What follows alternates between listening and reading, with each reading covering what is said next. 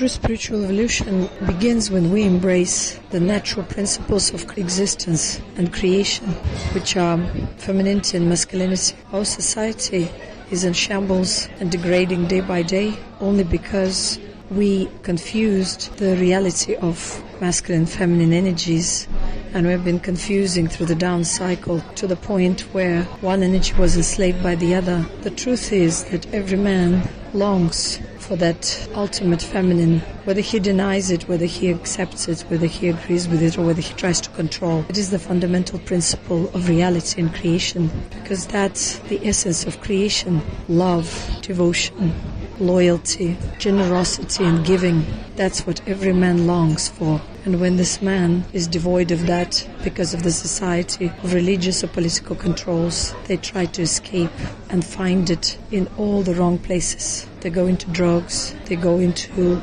pursuit of their trauma unconsciously, homosexuality, celibacy, false religions, cults, and spirituality.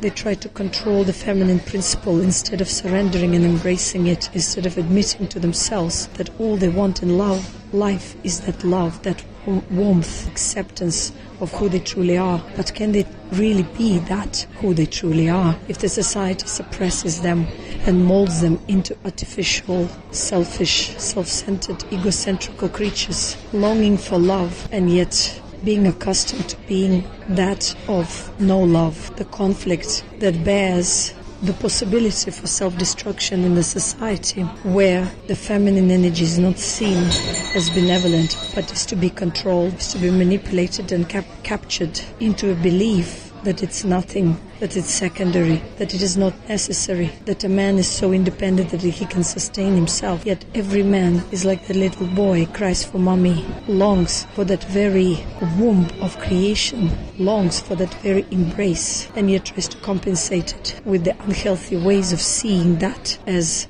dirt, as evil, as the way to escape, as the way to self-validate, because he ultimately feels unfulfilled without it, with this feminine divine energy, because he feels ultimately empty, because he feels ultimately nothing, because he's in need of connection with that within himself and with that outside of himself through a healthy connection which he cannot establish due to the fact that the society, his religions, his ambitions do not allow him. They become his karmic barriers towards false pursuits, false values in life, to make him believe foolishly that he's strong and powerful, but in fact he's miserable, covering or hiding behind the masks of success, power, individualism, individuality, but yet constantly disempowered without that love, that kind, loving and devoted woman, that special one in his life to which he longs to commit and yet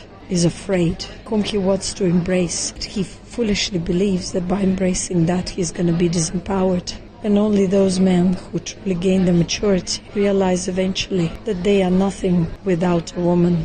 Those men are blessed because they surrender for the sake of love, and they discover true empowerment and the true strength and the true spiritual evolution that can never happen without a woman in their life. They stop running away from life to embrace life in the shape of a woman, in the shape of their own femininity. They stop creating goddesses, idols, fantasies and escaping into them. They stop creating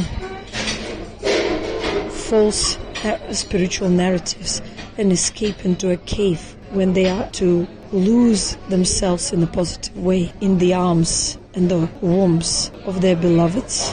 And as long as we pursue and validate unhealthy forms of spirituality that strips us of the natural right to be who we are, to embrace that masculinity and femininity in a healthy way, to understand the essence of each gender, we're forever lost. We're forever lost in the shadows of this unhealthy man-made reality, constantly longing and constantly on the path of self-destruction. Thank you very much. It's a food for thought. Hopefully it will make people dive within and realize that their self-expression that sprouts out of their unhealthy masculinity and femininity is but the trauma, and will never allow them to have that fulfilling experience of creation until they embrace the opposite principles of creation within themselves in a perfect union.